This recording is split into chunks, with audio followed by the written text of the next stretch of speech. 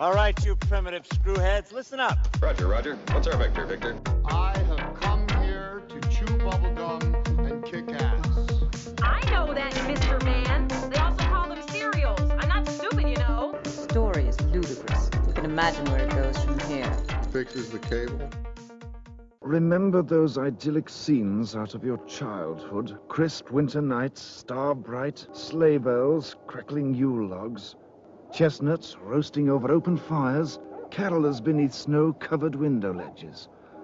Remember those? After Black Christmas, they'll never be the same again. If this movie doesn't make your skin crawl, it's on too tight. Should we start? Let's talk about Black Christmas. This is Black Dog After Dark. Do we need to introduce ourselves? Should we at least introduce our special guest? Who apparently doesn't like being referred to as a special guest. One of the gang? Esteemed colleague. That's all right. Former esteemed colleague. Yes. Esteemed former colleague. Mistress of the Black Dog. So the usual idiots are here. I'm Dylan Reimer. Alex Chisholm. I'm Alex Chisholm, yes. Alex P. Keaton. I'm Darren Gay. I run this shoddy establishment. The sorceress has joined us. Amanda What about C. Maven? Can we use your last name? Or are you worried about Calhoun? Oh, Amanda Calhoun. We are going to drink a few beers and talk about Black Christmas. This is our Christmas pick. It's Alex's pick. So, Alex, what were you thinking picking this? What were you thinking, man? It's one of my all-time favorite movies. I've been obsessed with it since I was a kid, although I didn't see it until college. My older siblings saw it, and their descriptions of it really freaked me out, but I didn't actually see it until me and a friend rented it, and I thought it lived up to the legend. I really loved the movie. And since about 1992, I guess it would be, it was around Christmas 92 when I first saw it. I've watched it every Christmas since. How about you, Darren? What are your memories of this movie growing up? I never actually heard of it until probably in the 80s. And the only thing I remember about it from when I saw it till now is a girl with a bag on her head. So I had no recollection. I remember Andrea Martin was in it, and a couple other Canadian. Keir Dullea, is that his name? He's not Canadian. He's not Canadian? He's not. Oh, I thought he was Canadian. I don't think he's Canadian. Oh. Yes. But I don't really have too many memories of Black Christmas, so I was looking forward to watching it. I hadn't seen it since probably the mid to late 80s. Amanda? It's my dad's favorite movie. Really? Yeah, one of his favorites for sure. He talked about it all the time. And actually, I didn't ever see it until I started working here. Oh, really? Yeah. Oh, so it wasn't like a Christmas favorite around the Calhoun household? Sheltered you from it? You know, I'm a rebellious teenager. I didn't want to like what my dad likes. Yeah. He likes Law and Order, too. I like Law and Order. Never seen an episode. I don't know if I actually saw it or if I just heard the urban legend. There's an urban legend about it? Oh, it's based on an urban legend. Director Bob Clark also did A Christmas Story. And Porky's. And he did Porky's? He did Porky's. He did Rhinestone with Sylvester Stallone. Really? Christ. Yeah. But he did a great one called Death Dream. He did something also of some renown, didn't he? Yeah, children shouldn't play with dead things. Right. Did that? Did he do like a murder mystery kind of thing? Yeah, he did one called Murder by Decree, which is Sherlock Holmes meets Jack the Ripper. I mean, I immediately was like, oh, this is that movie where the guy's in the house the whole time. Yeah, but they show him enter the house in the beginning. It's like a sorority house, and Yes.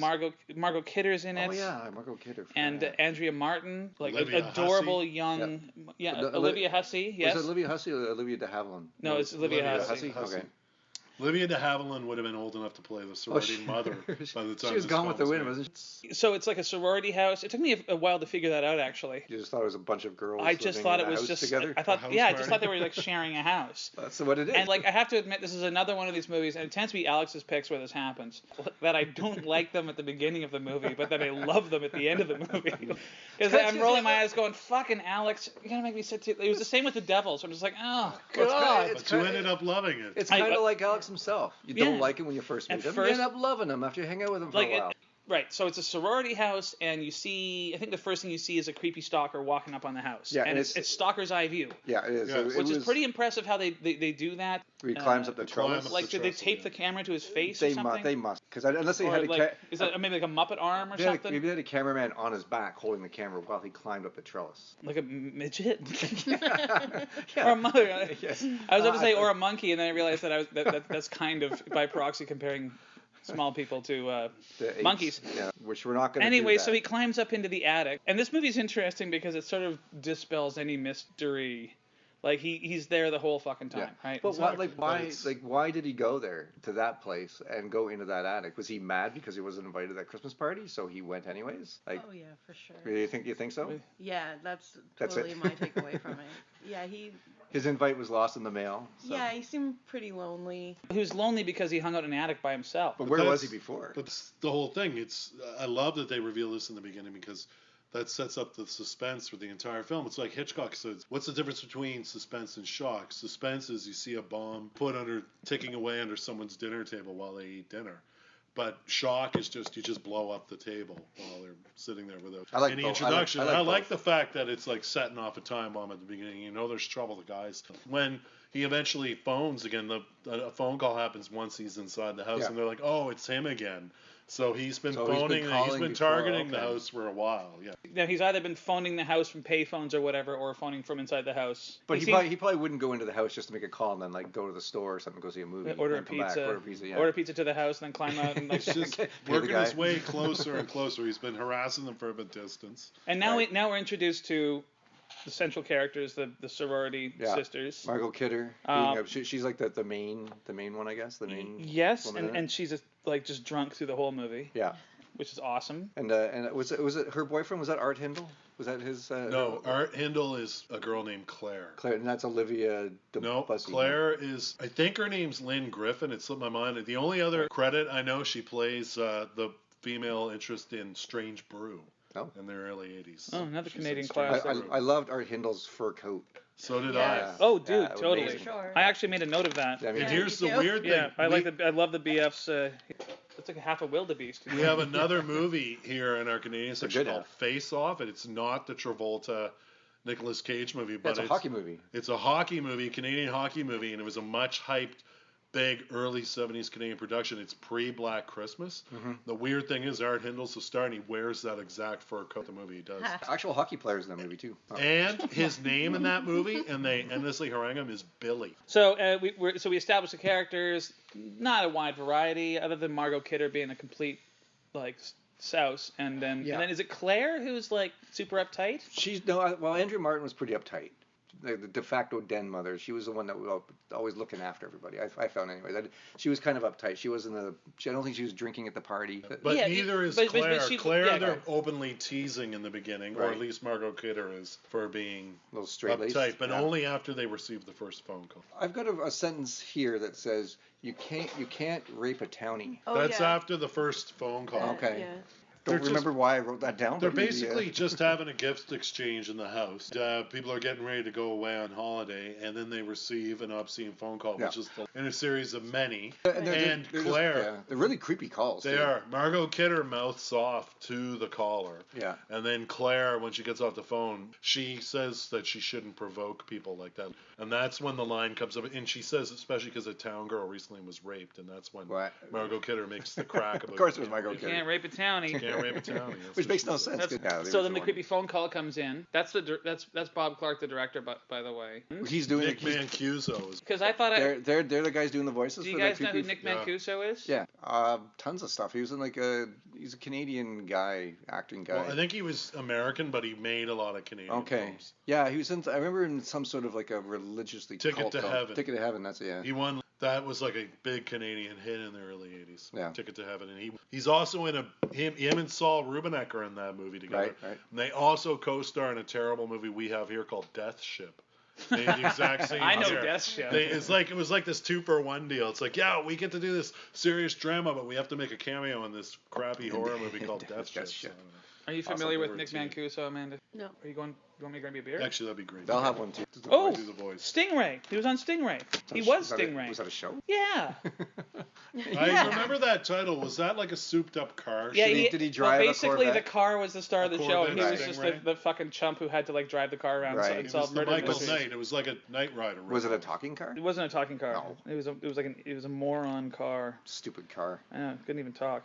Actually, we're also introduced at this point to the old lady den mother who's just a boozer. She's got booze hidden throughout the house. She's got booze in the toilet, which is my favorite. The toilet tank. Now she pulls the fucking bottle of liquor out of the toilet tank, Yeah. and then she doesn't even rinse it off before she drinks it. That's what, It's so gross. she brushes her teeth and rinses with booze. Yeah. Great It's about very her is- very Lost Weekend. I don't know if you guys picked up on the fact because she's so hammy and over the top. She's Yeah. supposed to be a former vaudeville star. Are you aware of that? No. Because at the beginning, when they give her the moo or whatever it is, they give her like this really ugly nightgown. They say, "Hey, it's the former star of vaudeville, whatever year," and they keep calling her Mrs. Mack. I didn't notice this until I saw the film on big screen 2 years ago. Later on in the movie, there's a shot of her night table. I don't want to reveal why, but later on, they show the night table in a room, and there's a sign or a record or something on the night table that's like a framed McHenry's sisters. picture. And Right. He must be Mrs. McHenry, and they're calling her Mrs. Mack. Right. But she was probably a former child star, which is why I think they even asked Betty Davis, because it's kind of similar to the To whatever Baby happened to Jane, Baby you know. Jane. Joan right, Crawford right. would have been good for that too. She would have been, yes. Yeah. Well, wait, I was something to say about Miss Mac, because I was wondering, she seems like a proto Miss Hannigan from Annie, like, and I was like, are there, like, how many lush den mothers are there? I think they all in are. Did film? Mrs. Hannigan, Like- Miss Hannigan really count as a den mother there? Yeah, for sure. She's like the orphan's boss. Creepy phone calls come in. No one seems to be taking this very seriously. Well, how can you really? You know, it's just a creepy phone call. Like, And prank phone calls were so common. And Where the fuck is he phoning from in the house? there must be a phone up. you really don't know where he's phoning It's from. an attic phone. Did you watch this film? Yeah, one of the girls' rooms, I'm assuming. No, they No. talk Was about the hallway? They this. talk about it. They They, talk about establish it, it yeah. well, yeah. This one in the house. And then they reveal it They in just that say- brilliant moment of character development with the McHenry Yeah, sisters. Miss McHenry has her own phone line. Established Yeah. it. So she can phone roadside repairs for booze after 2 o'clock in the That morning. too. Quick. He lurks. He enters the house and lurks around a bit. Oh, they get into before- a fight because, Right. because he makes a creepy phone call. The thing about Nick Mancuso is apparently he stood on his head when they were recording, when they did post on that. So it that sound like he's talking so backwards? His throat would. That's right, because when you go upside down, the whole time goes backwards actually. Cool. Yeah. I knew that. Anyways. So he calls and they get all creeped out. Yeah. But Lois Lane is being kind of unreasonable. Hey, psycho, fuck Yeah. you, you got a small dick. I Yeah. dare you to come and rape us all. Or whatever. Hey, you should have said that. Whatever, you fucking lightweight, you can't rape a townie. And then I think it's Claire. She's like, I'm going to go to my room and just pack my stuff now. Right. Go. Whatever, you not drinking, not having sex, loser. And then I think the creep gets her there. Yeah. Am I Claire correct? goes up to her room, and, Yeah. and I think a brilliant Looking scene. How does it? Do you No. remember? I thought Amanda had something to say. No. Okay, never mind. Well, I think it's Alex does. an example. Yet again, this film's so influential and groundbreaking. It's been ripped off so much, but right here, I swear it's the inspiration for Jonesy the cat in Alien, Claude the cat. And it's, do you remember? Because remember when they can't find the cat in Alien and they're searching Yeah. for him? Yeah. Jonesy, and the animals, and the monster, I should say, is waiting. This is, I bet you $10 Dan O'Bannon got that idea from this. I'm They're too rich looking for my blood. they're looking for the cat, but it's Claude. I'm in not this case. taking that bet. And even a little bit creepier than Alien, the monster is lurking. They think he's the cat. He meows back. I think that's even And- creepier Oh, that's than right. Alien, Yeah, he did meow back. That was And really the awesome. twist, that. and the twist is, it was inside your chest the entire time. The cat was. The killer is in your chest. What? I like that scene quite a bit. It's hard to watch this now, having seen so many, because it's like the original slasher film. It is in a way. By almost thought- all accounts. I thought it still worked. I thought it had just a nice level of creepiness to it, and the bag over the head really. That's how she's killed. It was, horrifying, yeah. it was horrifying. Here's- Well, Put he her in a rocking smothers chair her. and He yeah, seems to smother her. It's almost like the plastic. It looks like plastic on her garments, almost Yeah. like you get from a dry cleaner. He Yeah. he smothered her with that yeah, first. and then drags her up to the attic. and then right? carries her up to the attic bridal stone. Well, we which is should- pretty hard to do. Those just I Yeah, was, I know, I to was get her off thinking the ladder, because yeah. because through the entire movie I thought that all of this was like Claire was just in her room, because you see her in the rocking chair, and Right. it's like, oh, it's this missing girl. Where is she? I'm like, have you looked in her fucking room? And it's Well, like, her room- oh her no, she's rooms look- upstairs. So her rooms it's look like, really shitty. I mean, this guy's good. No.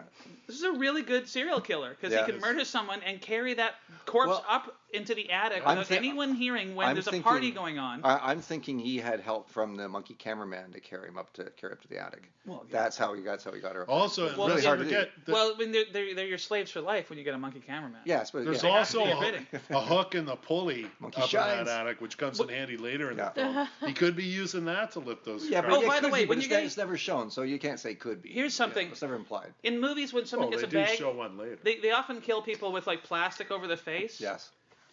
I could never. If I were being attacked by somebody and they put plastic over my face, I would just like puncture the plastic with my fingers over my mouth. But what if you don't have access to your fingers? Exactly. She had access to her fingers, didn't she? Where were her fingers? On her hands. Besides, he could have also just strangled Wait, did he her, chop too. them off or something? No, but he must have had her like tied up or something like that. No, he just ran at her and fucking right. He was in the closet. Yeah. He just popped out just like that. In the closet. Well, Meowing like a cat. could you probably even push your tongue through it? Like, push your tongue hard enough. Oh, if man. if your tongue's big enough. If it's anything like my dry cleaner, like I can't get my suit home in the rain without it being wet when I get home. Like I'm not. Oh, you suffocated it with a piece of saran wrap. Well, these are better. This is better plastic since 1974. Everything's crappier now. So. Yeah. By the way, that's before the plastic unions were destroyed by Margaret Thatcher. Exactly. Whenever they big photographed her later in the movie, like with the bag on her head, that's how they did the effect. It was sucked into her mouth, but they poked a little hole so she could just sit there. So she could actually breathe. So she wouldn't actually suffocate. She wouldn't actually suffocate like the character. So, okay, so she gets killed. What I can't remember where it goes next. Then I've got the words potty mouth Santa. Was there a Santa that was saying a lot of nasty things? Because then the next day. Yeah, and that's more filler though, isn't it? No, it's the next day, and there's another party going on, but it seems like for community kids. Right, but and Claire's dad arrives. Santa was gross and. Yeah, Santa's gross. It's Art Hingle. No. Oh. It's the guy with the big curly afro. He's Andrea Martin's boyfriend in the movie. Okay. Her name's Phil. And his name slips my mind, but he's the boyfriend. It might be Patrick. Right. Yeah. Anyways, yeah. He's Santa, and they're having a party for kids. And at the same time, it cuts to Claire's father, Mr. Harrison, showing up to pick her up. But she hasn't shown up, and that's where he meets Keir Dullea. Right. He gets hit in the head with a snowball. And right. Keir Dullea.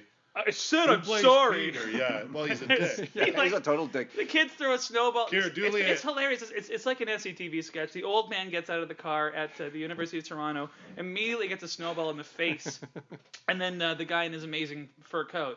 It's Joseph in the amazing Technicolor fur coat or whatever. Yeah. Yeah.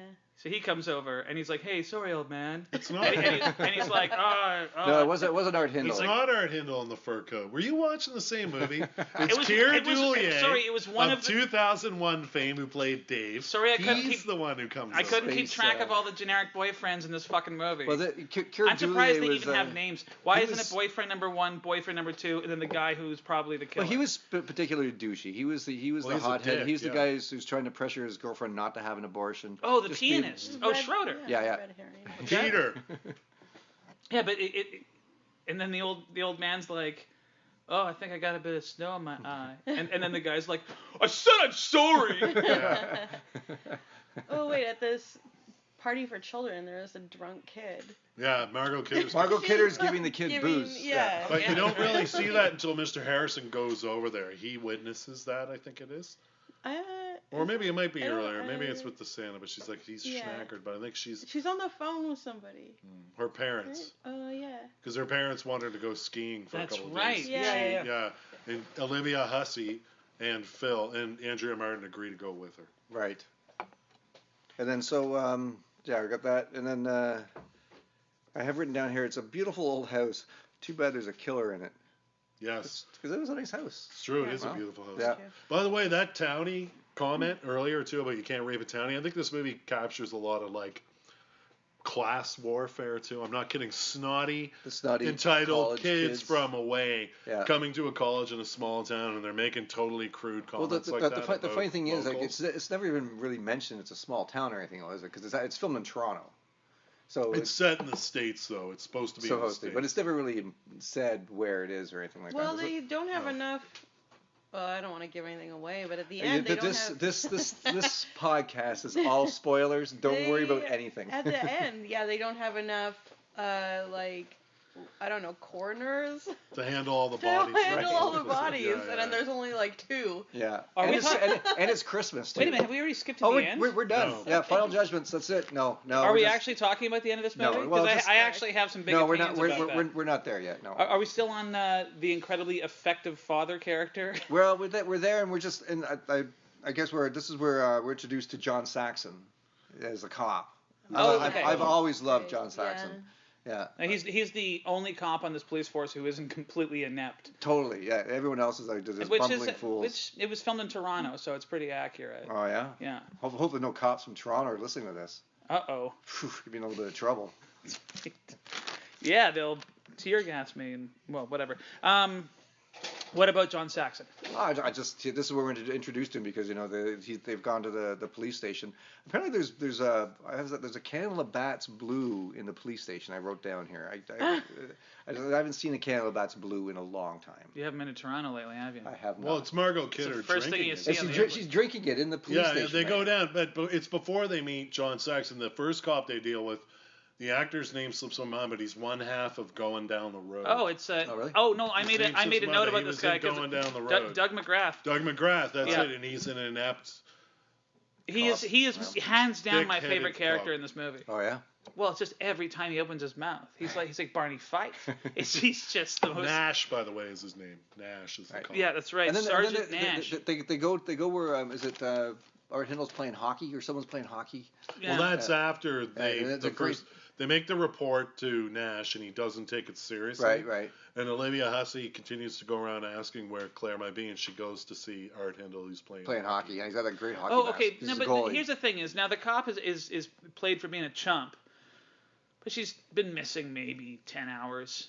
Yeah, Like, well, it's like, and he just says, it's usually she's gone to the cabin with her boyfriend or whatever, and that on top of the fact that Margot Kidder is just being a bitch. She's terrible. She's like, my name is Fellatio or whatever. No, she gives the phone exchange. Oh right, Back then, Fella. a lot of phone right. exchange had words letters in it, them, yeah. so or words, yes. Because Klondike. if I'm seriously looking for my missing friend, Or I'm not Dottie. bringing along drunk Lois Lane, who's like nothing but a disrespectful asshole to Yep. everybody she encounters. Yeah.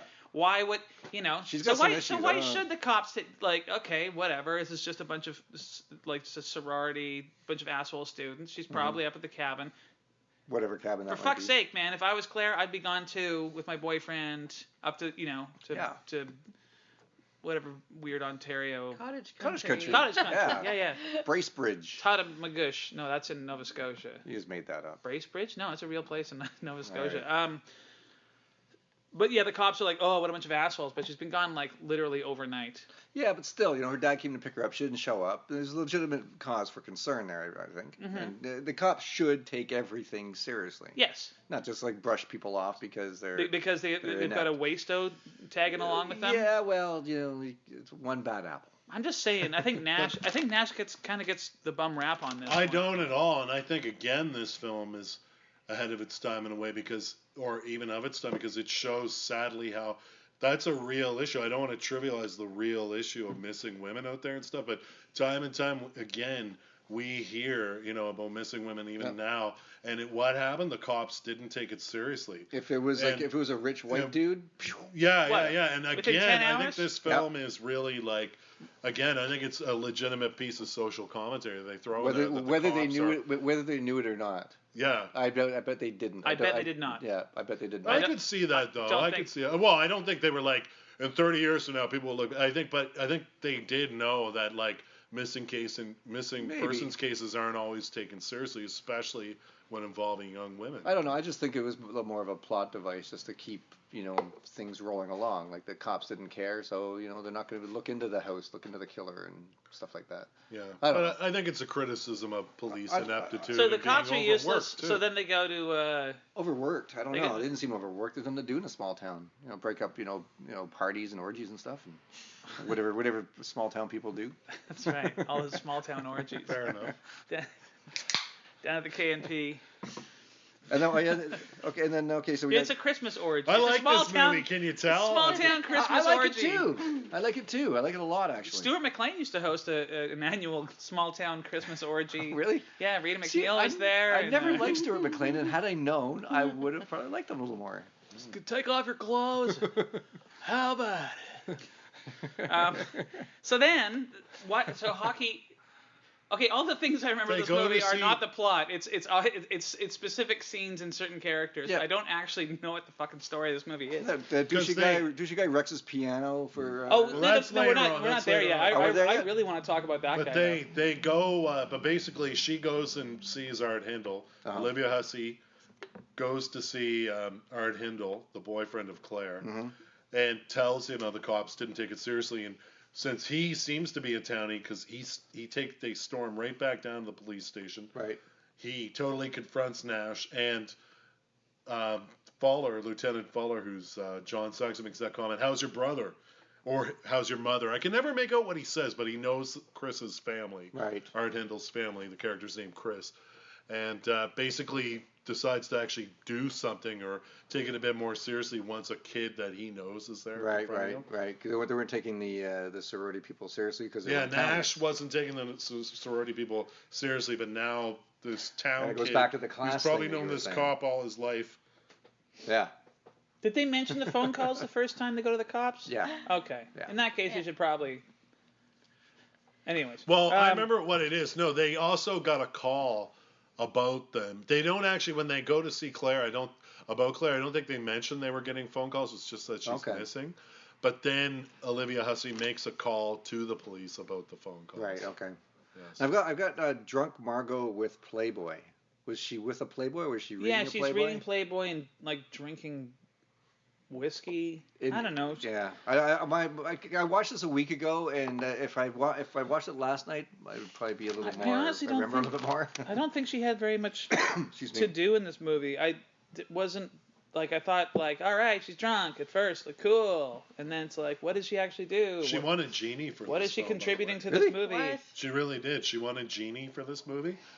And it was actually a joint prize. I guess that's just how they did it in Canada back then. If you look it up, she Everybody won a genie wins. she won a genie Best Actress for this and Sisters. It was the same year as Brian De Palma's Sisters. But that wasn't a Canadian film, was it? No, but she was a Canadian actress in the film. She's so- Canadian? Margot Kidder's Yeah. Canadian. Oh, I never knew that. Yeah. A customer. I've heard she might be from BC or she lived here for a while because a woman who rents here went to high school with her. Oh, Her name slips my mind, but a woman who's still a regular. She here ran now. into some mental issues. in the Much recent later, past, much later, post Superman, yeah. Yeah. And she turns up in those Left Behind movies, by the way. Margaret Kidder does. Oh yeah. Oh, well, gotta Yeah. eat. Well, yeah, I know. It's just kind of like Gotta eat. I heard they feed you really well on those sets. well, They might, one yeah. fish can feed the entire crew. Is that a religious joke? Yeah. Didn't you ever go to Sunday school even once? That's like the most basic Jesus reference. I was forced to go to Sunday school, and I hated it, and I don't remember anything about it. All I can remember is trying to figure out ways not to go to Sunday Well, see, school. that's why you sound so stupid on this podcast. Is that why? Yeah. Is that why? They Because I should've didn't go to. I didn't pay attention They in should Sunday have school. Catechism, They should have man. told you like 50 years ago when you were in Sunday school. 50. Well, the thing, how could I take going to church or Sunday school seriously when my parents would take us, my brother and my sister and myself, and drop us off, and then they'd go home. Yeah. Yeah, and then they'd come back and pick us up in an hour. Get some sleep. Yeah, learn Yeah, or about whatever, Jesus. We're going yeah. home to have a nap. Yeah, that's what they're doing, having a nap. It's kind afterwards. Yeah, it was a small town. Maybe they'd be having like a Sunday morning orgy. I didn't write anything. It's a two-person orgy, but it still counts. Well, we had Better than a one-person orgy, let me tell you. We had neighbors. So okay, so now now the ineffectual dad, who's like every time I saw him, I just laughed because he's just. I should have felt bad for him because he's looking for his daughter and everything, but instead he's just like. It's because he gets hit in the face with a snowball. I'm like, is he gonna slip on a banana peel next? He kind of reminded me of that goofy dorky boss that Tim Conway portrayed on the Carol Burnett show. You know, the guy who's always inept. Mrs. Wiggins or whatever? Yeah, that guy. He kind of reminded me of that guy a bit. He was just so. Anyways, that reminded me. It doesn't remind you guys of it. That's all right. I just remember Dorf. Yeah, That was Carol Burnett, wasn't it? Yeah.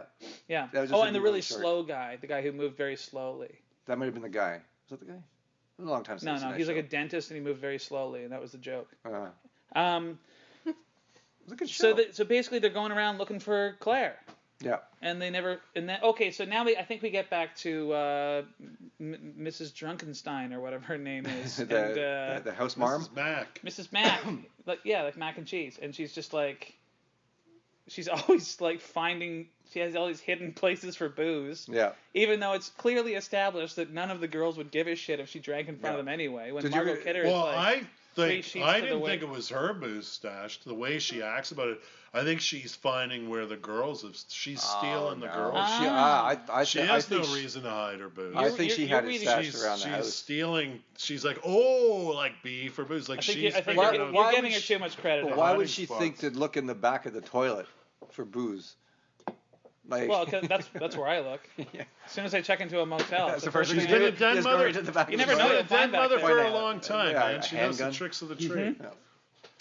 Like she opens a book and there's booze. Yeah. And then the booze book. Well, it's like you ever see The Lost Weekend, Ray Milland movie from a long time ago, where he's a raging alcoholic and he's got booze. There's this great scene where he has like a Mickey tied to a string that's hanging out a window just outside of a building. He just reels that in and drinks that. It totally reminded me of that. Wow, people really had to hide alcohol before 1980. Well, when you're as ashamed, alcoholic, if you're, then you do. You were hiding it, I guess. Mm. Yeah. Anyway, so she then gets murdered, as I recall. No, yes, she doesn't. No, she totally gets murdered. She gets the big hook in the head. She's looking for the cat. Well, there's a scene. There's a scene when the cat is licking the corpse. I believe it's probably the girl in the chair with the bag on her head. The cat's licking the cat's licking the bag. Yeah, the cat's licking the bag. I love that. That was awesome. That was good. That is awesome. So, wait, was the cat actually in the attic? The cat was in the attic. attic. How did the cat get into the attic? Well, cats go places. They can climb ladders. Well, there's other ways. They can go through little holes in the wall, stuff like that. But you will defend this movie to no end. Yeah, I will. Maybe the cat Maybe they had a little cat trampoline that she bounced high enough to get into the attic. Yeah. Maybe. Yeah, man, cats are resilient. You didn't hear about them maybe when people cat hoarders who have been living in the walls. No, the cat, and that's why the drunk old lady went into the attic looking for the cat. Amanda, is this how it all went down? Yeah, this is exactly what happened. Why did the drunk lady go into the attic in the first place? Looking for the cat. Looking for the cat. She heard the cat. The cat was licking the bag. I even have written down here. Yeah, but we're wait, the cat was licking the bag? The cat was you guys licking the bag. are skipping way too far ahead. You're missing the search party and everything. Oh yeah, she the doesn't search go party. Up, yeah. Oh right, yeah. The search part, yeah. Oh, yeah, okay. Because in the meantime, another little girl goes missing, and but that was unrelated, right? A little girl goes missing, coming home from school, right. And the mother gets really upset, goes to Lieutenant Feller, and they start a search party. So was that part of the plot just to distract the cops from the sorority murderer? Because I don't think that murderer killed the little girl. Oh, it is the same. Is it the same person? It's supposed to increase the intensity. You can't have two murderers in one small town. Why not? Person means business. Well, there's the murder and there's the monkey. It's like, we're not taking into account the monkey. No, it's like Tim Hortons. You only need one murderer per small town. A second one. Like Tim Hortons. What's the point? What does that mean? We never see two Tim Hortonses in a small town. Two Tim Hortonses? Yeah. Sorry, Tim Horton. I don't know what the plural on Hortons is. I don't want to talk about Tim Hortons.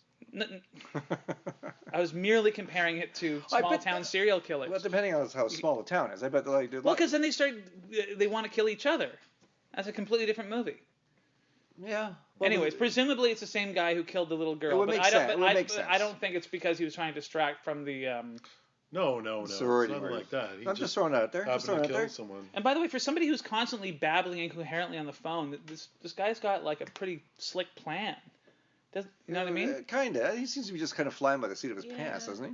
I don't know. He knows enough to murder a little girl to distract him from the murders he actually wants to commit. No, but that's not it at all. That's not what happened. What? He's not to distract from anything. He just went out and killed yet another person. He just likes killing people. All right.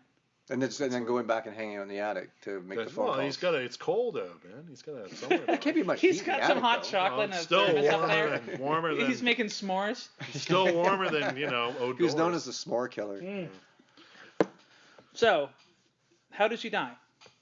The old lady. She gets the big hook. The drunk lady. No, for some Hold reason. on, I want to hear Amanda's take on this. All right. I've listened to you two knuckleheads for the last 2.5 months. That's true. Yeah, really. Well, it doesn't make any sense. Like, she climbs up the ladder, look for the cat. I think she spots first the dead Claire with the bag. With the bag. And then the next thing that she sees is a giant hook. She turns steaming around towards her. Yeah, like right to her head. But why? Like, what is the giant hook? Why is the giant hook? Lift stuff. It's a hook on a pulley to pull stuff up into the attic. It's a giant meat hook. It's a hook. It's totally sharp. It's for getting creepy rocking chairs up into the attic where they belong. I've been in a number of attics in my life, as everyone has. I'll bet you have. I've never seen a giant hook hanging from the ceiling. I've never seen a rocking chair. This attic was, ever, or just in an attic? In an attic. The attic is very strange though. Like the stuff that's up there is really weird. There's like a carousel horse. Yeah. Okay. The rocking horse. See, I had this literary it's reference. I'm like, is that a reference to the Rocking Horse Winner, which is this? You guys ever read the Rocking Horse Winner? Nope. It's a short story you have to read in like grade 11. Okay, never mind. Okay, then definitely I was reading too much into that. I'm like, maybe it the was. Rocking Horse Winner. What's the story? It's about it's a thinly veiled Creepy metaphor for for puberty. It's like Oh. this kid goes up to the attic, and it's in the attic too, and he rides this rocking horse, and he rides it like it's a real horse, and then he becomes a man. Good predated. That's how I became a This is man. an old story from like the 50s or Wow. 60s. Interesting. But we had to watch the movie in English class, and we all laughed because he was so clearly like masturbating while writing. Wow. Anyways, but that's not what they were going for in this one. Bob No. Clark. Well, who knows? Maybe it was a There throwback was to that. also a giant old bird cage up there. So Yes. what does that mean? Like, you could basically put an ostrich in it. Yeah. I think they saw Jimmy Hoffa. I thought saw his body up there as well. Oh, that's right. Yeah. And Amelia Earhart. And Amelia Earhart. That's yeah. right. There were so many corpses in the attic. Yeah. You know, if a rat dies in your attic, you're like, ugh, what's that awful smell? But apparently this guy's keeping like. Well, it's cold up there too. Oh, and these bodies haven't been up there that long. No, they haven't started decomposed yet. It doesn't take that long. I think you love this killer. I think you're in love with the killer in this movie. Maybe he is. Oh. And by the way, but- they never fucking tell you. Spoiler, but they never tell you who the killer is, which really it irritated the shit out of me. I have to See, say. I didn't mind that at all either. Yeah, I know. Explanation You at and the Gene end, or- Siskel, they fucking Siskel and Ebert loved it because they're like, oh, they don't reveal who the killer is. Yeah. I have to admit, because I was like, oh, it's a whodunit. I even wrote that. Like, Well, no, like it's not a mystery. It's not like a dinner mystery or anything like that. It's not a whodunit. Well, it kind of had the feeling of a whodunit. That's how he did it. Because these days it's all like the Human Centipede and Saw and all that shit. And it's just Well, like it's there like is bah, that. I'm the horrible person and I'm gonna staple your lips to some guy's asshole and you have to eat his shit. And that's the whole movie, right? So that's Forrest Gump you're talking about, right? Yeah. Yes. Well, yeah. Well, the director's cut. But right, all those missing scenes. But it used to be horror movies were kind of like whodunits because it would be like, oh, someone's going around killing all these actors, but of course in the movie you don't know they're an actor.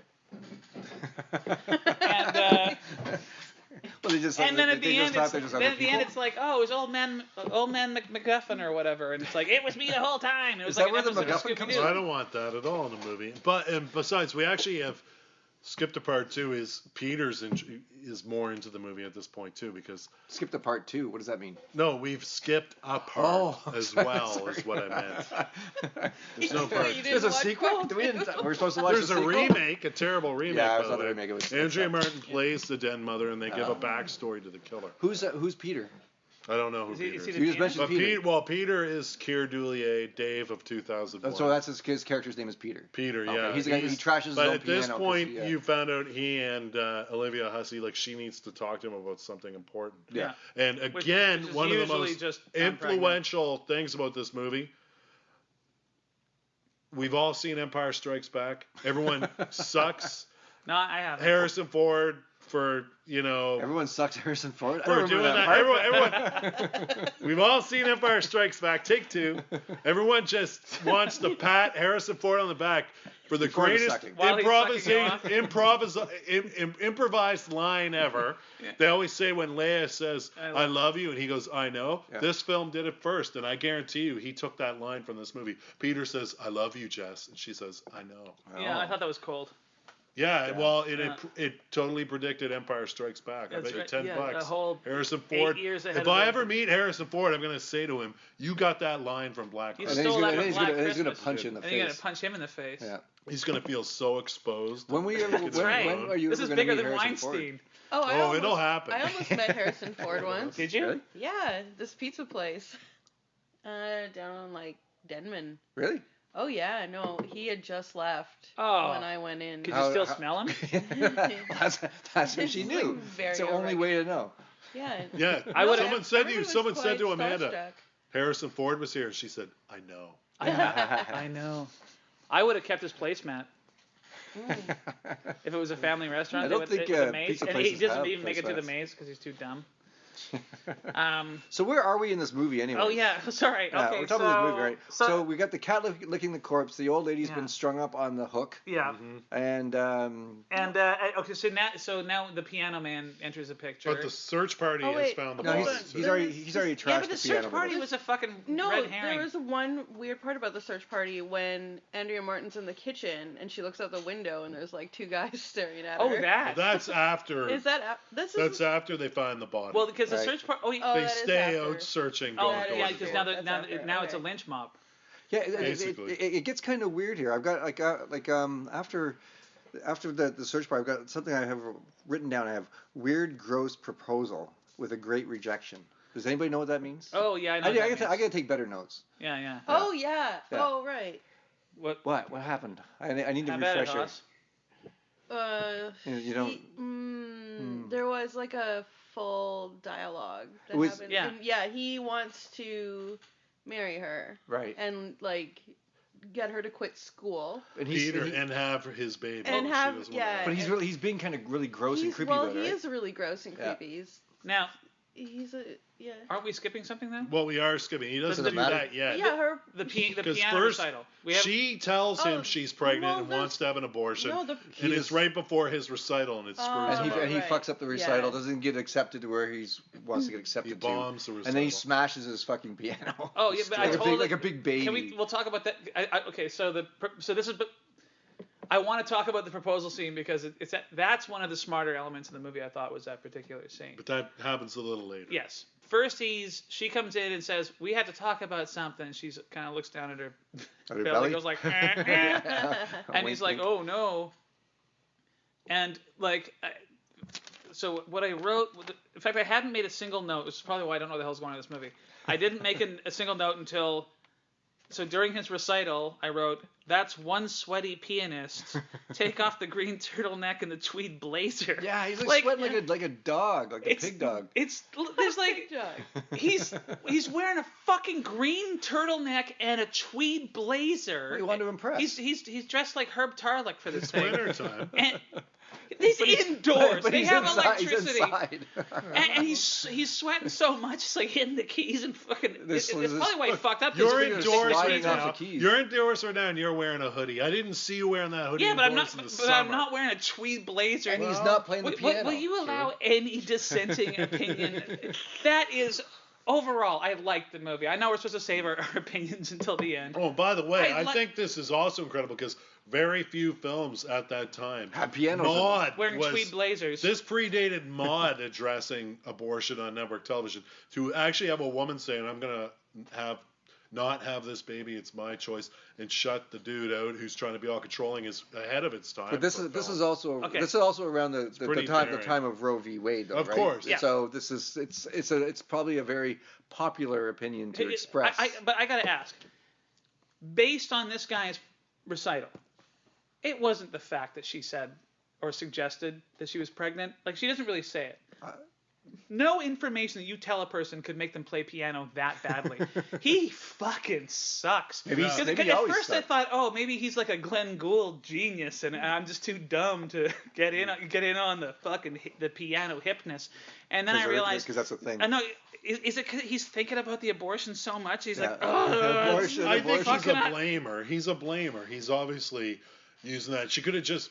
She may not even have mentioned abortion or whatever. She could have just said, I don't think she- I'm unhappy in our relationship, and he would have blamed her. Yeah. He's also a shitty pianist. We're having Yeah. crap But I dinner think for he's dinner. also cracking up and sweaty because it's his maniac control freak side. And he's isn't wearing too many winning. clothes. He's wearing a green turtleneck and a fucking tweed blazer. Look, I don't. Under a hot light. I have a hard time going on stage wearing just an ordinary suit jacket and a tie. That's why you're always naked on I stage. get quite He's sweaty. wearing a diaper. A thong. and I've seen you in a thong on stage. But it wasn't that a tweed, explains it. tweed green thong. tweed thong. Actually, it was a green. What does that have to be green? thong. It was agreed. They had It's leather agreed. patches on it too. I won't say where. At any rate, so he blows it and whatever. We assume that he's kicked out of the academy because he sucks. And then his Yeah. response is, "Oh, I know what I'll do. I'll ruin this $30,000 piano." Yeah. Well, yeah. Like, okay. That was awesome. What an idiot. Yeah, you're a dickhead. Yeah, just a little baby. Well, he is a dickhead. And then, Yeah. okay, so then, Passionate. well, yes, He was expressing his passion, was he? yeah. Yeah, So is he's like a Jeffrey. frustrated artist, you guys. So he Wow. then, so all of this is a precursor for the creepy marriage proposal, Right. which is a very possessive. He's just like, you. I wish I could By remember. the way, he has to. but It's before- like, you can have my baby, and we'll. And he doesn't seem to get that she just doesn't want any of that. She has Yeah. a great rejection. also I she. can't remember either. But keep in mind, she's gotten another phone call by this point. She's gone home. Right. She's gotten another phone call, Right. and he's hiding upstairs. And he comes down and scares the shit out of her after she gets the phone No, call. he was having a nap. Well, he was having a nap. Yeah. That's right. He wasn't. And that's when the creepy proposal comes up. Right. Yeah. So Okay. this is. Am So I what's the right in rejection? remembering this creepy don't remember. proposal happens in front of the very creepy Christmas tree that they had in the house? Well, it is in the house, so Do probably you- the like, Was I- it a, was What, it a, what was creepy so Christmas tree? What was so creepy about the Christmas tree? It looked like it was like encased in a cocoon. Really? I think Yeah, it's it was called like- tinsel. Another no, alien it was just like reference. fully like white and globby. Was it? I don't really remember that. That's one of Awesome. those. It was Was it one of those horrible plastic Christmas trees from like Goodfellas? it was like a normal Christmas tree but just covered in shit. Covered in shit. Yeah, it was very weird. That is a weird But thing to I do. think Fecal I tree. think yeah, I remember this scene was a super intense scene, and also it was taking place with this Christmas tree hovering around, which is like grossing me out. I think everything in this all movie, Christmas trees are kind of disgusting. everything in this movie has an element of creepiness to it. Yeah, and like it- just like even the boyfriend, just the look and the tone of it, and yeah, it's everything's got a creepy vibe. The creepy Christmas tree. Yeah, it was not a normal Christmas tree. It was not a normal Christmas tree. No. It would have been great if the killer had turned his victims into Christmas trees. Or ornaments. Yeah, like covered them in. That must have been done in so some brilliant. movie. I know, it would have been great, eh? Well, Like a let's star, write like it. a star coming out of the top of their head. Like, Yeah. Oh my God, this is Bulbs for eyes. Yeah. Hooks. Yeah, the Coming hooks. out. Yeah, that would be cool. Yeah. So then they have a fight, and then I think Andrea Martin and a couple of them come home, and they're like, "Hey, asshole boyfriend, how you doing?" And he just like slams the door. And No, they just come back. And by the way, we Oh, also and- forgot and the he's- point that Margot Kidder's gone to bed by this point, too. Because she's drunk. She went to bed before the house mother got the hook in the head. Right. We forgot about that, too, because she had an argument earlier where she just goes on a Oh. drunken rant Into No, a no, no, no, she- creepy room. and goes to her bedroom. Creepy room, Well, there it's you got, go. Very it's got weird. that skull design on the wall and all the glass I like those unicorns. strange glass Unicorns, animals. yeah. and like totally like bludgeonable objects that she collects. Oh, Yeah. I could be murdered with this sharp, heavy thing.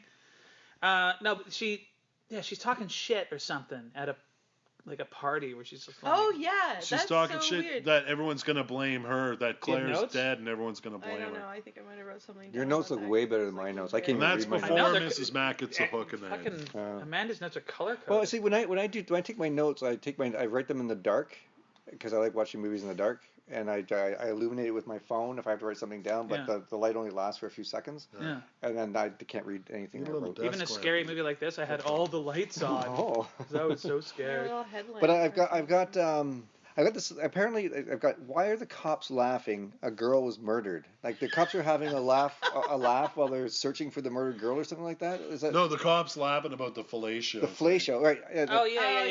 Yeah. That fellatio joke just took like 3 minutes of the whole film. I just kept going, and it did not pay off. It had legs. Really that joke. It paid off. You can't not defend this movie.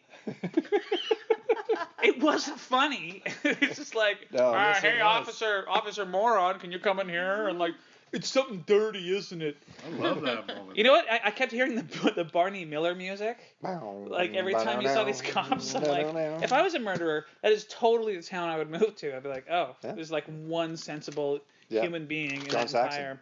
I met John Saxon. I've got a photograph of him in Where? at one of the Cinemartes. Wow. Yeah, he came to a party at my house actually after the closing. Look at you. Yeah. You got the bloody hatchet Holy award. shit. Yeah, and I've got a picture of him and my friend Kayla, and we're standing in my backyard in front of one of my pot plants. The three of us. All right. If next time you're at the Canby store, it's on the wall there. I'll go. And what's your address where these pot plants can be found? Oh, they're long gone, my friend. Okay, I've got a note here. I was holding them for and a I don't friend. know what point of the movie it is, but somebody calls the police station, and then Nash says, "Well, miss, we're very busy here. There's been a child murdered in the park." And that's when they're all laughing, right? That's about the those obscene phone calls are probably just your boyfriend playing a prank. That's right. So like, Useless she's like, cops. "Oh my god!" Like, and he doesn't even really listen. Like, he does. I got a cat in a tree or whatever, or there's domestic abuse across the street. It's like, "Oh well, we're very busy here. There's been a child murder." Nobody would go the like, cops would never say that. like, "Oh, I can't. I'm gonna be home at like midnight because this fucking kid got murdered." Stupid kid. Those obscene phone calls are probably just your boyfriend playing a prank, which I guess in the 70s, all right. So it plays to. They were to calling add, all to, the to, time. People prank phone Yeah, calls. but no. I mean, but not like this. It plays to Alex's like original contention that like this is The cops something don't of a take 'em scathing seriously. indictment of the Toronto Police Department in the mid 1970s. They're not taking it Wait a seriously. second. I have a note here that Early says 70s. cop shot in ass. The cop got shot in the he ass. got shot in the ass. Yeah, that happens around then. always That's the Like, moment. that was always No, that's a funny. little bit later when that's again after they start tapping the calls. But they don't shoot. He got shot in the ass. Who in shot- the, who shot him? No, in the past. he They was shot show in the ass. guy. No. He's The got his cops pants brought down. in later, who's been shot in the ass. He was probably part of again the search party. They're doing like Small town orgy. property searches and stuff, and some paranoid old guy shot him, thinking he was an. that's right, the yeah. old prospector. I forgot about him. I don't care if I shot. It's like this is how small town it is. It's like you shot a cop in the ass. I don't care if he was a police officer. No one comes on my land. You live in downtown Toronto. It's my condo. Like, Hell yeah. and they just like, oh, that's just old man McCoots. Yeah. Like he shoots at is uniformed police officers. This is the way it was in 1974. Yeah, it was wild times. Wild West. When Andrea Martin was 20. Yeah. Okay, so where does the story go from here? I can't remember. Well, where were we at with the?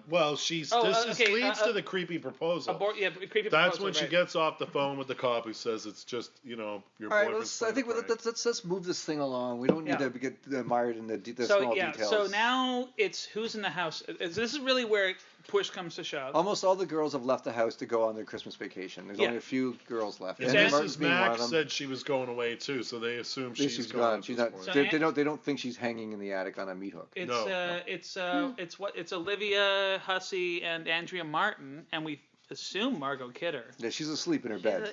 She's passed out. She sure is asleep. Now I have written here. Gave me asthma. And then creepy Christmas Carol. Oh, yeah, there's an asthma attack. Yeah, because she has an asthma attack. Who's she? Margot Kidder has an Right. asthma attack, and she runs upstairs. Olivia Hussey runs upstairs and helps her through the asthma attack. She says, I had a dream that a stranger came into my room. I guess that's what gave me the asthma attack. She goes to the puffer and calms her down, but actually the guy is in the room. Right, he's in the room with her, He's hiding. Yeah. Then she goes back downstairs and the Christmas carols start. Come to the door and they're creepy. And like then everything else in this fucking movie. He kills her with an ornament. so long. Right, a unicorn. A glass unicorn. Brilliantly filmed. But Brilliantly I have filmed. also written down here, what if the unicorn wasn't there? Well, Then Margaret Kidder survives the movie? no, he could have Magic maybe 8-ball. strangled her or punched her to death. What? Like, what, and how, Who knows? what do you like? But that just follows the old rule Chekhov once said, the great Chekhov, you know, If if you- you... if and you- I don't the guy- mean... the guy from Star Not Trek. the guy from Star If Trek. you but, show a crystal hey, unicorn, it if has you to show a Yeah. shotgun in the beginning of the movie, you better go off. You show a crystal So unicorn, yeah. you have to have Margot Kidder. Chekhov would have legend with approved it by the end of the the movie. tightness of this screenplay. It's airtight. I don't. It's not. It's far from airtight. It's far from airtight. It's more like It might keep bugs out. Oh, and then they're starting to take the phone calls seriously. So they have the old timey technology. They're trying to trace the calls. They got the Right. guy running through banks okay. of. That was amazing. Yeah, I love it. Okay. I love these scenes. Me That too. was I so I cool. wrote down here, love the scenes of trying to trace the calls. Yeah, because there's making noises and whirring and There's blips lights and and there's yeah, and he's got to people, find out, and it's like yeah. it's so impossible, really. And this is a small town. Can you imagine what it was like for a fucking city? Yeah. Like that's crazy. Is that how calls? Do you think that's how it really worked? Yeah, back in the day. Huh. Yeah. Yeah. It was all landlines. I had to, really- there was no, satellites and shit like that. So That scene was so bizarre. Yeah. Like that room was. By so the way, weird. they also, Lieutenant Fuller, they comes back to the house to investigate the prank phone calls. Margot Kidder's already dead, and they just leave her alone in the room. He's like, is there anyone else in the house? Oh, she's asleep in there. Is that Right, the one they- who was here earlier? It's almost like the whole movie, there's a perfect storm of events that allow this to happen. Mhm. But yeah, then they decide to just leave her alone. Don't even Or go something, check and on her. they set up well, because he's even like, was that the one at the station earlier? Yeah, oh, we better let her sleep. Because they don't she want to talk to her because hammered she's an and being asshole. mouthy, yeah. Mouthy. I always like that term, mouthy. Okay, and I can't remember what the dad is doing at this point.